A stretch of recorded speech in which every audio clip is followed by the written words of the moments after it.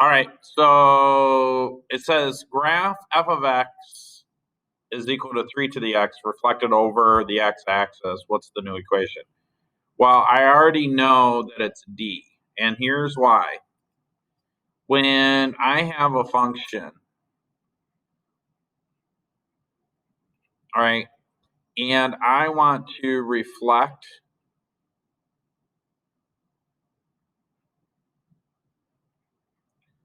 over the x-axis,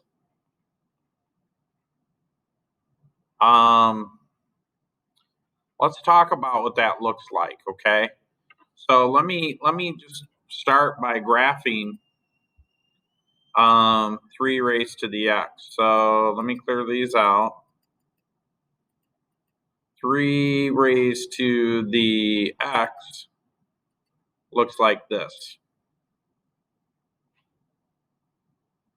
Okay, and I'm going to take a screenshot of that and we'll put it right on the slide so you guys can see it better.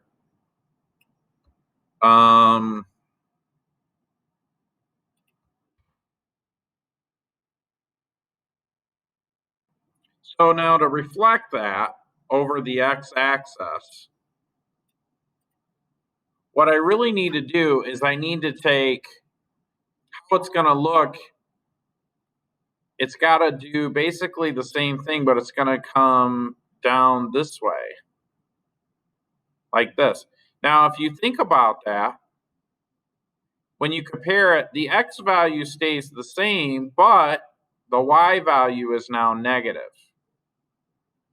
So what I need is I need the same function, but I need the negative of it. All right?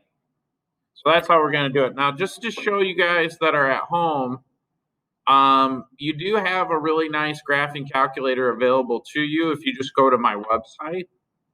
If you don't have a TI-84 at home, if you just go to my website, over here where it says calculators, I made these calculators available. The second one, not the first one. I was going to say the first one.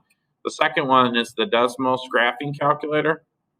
And we could just type in 3 raised to the x, right? I got to zoom out a little bit.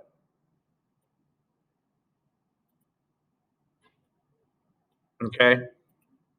And Mr. Adams said that you got to put the negative of 3 raised to the x.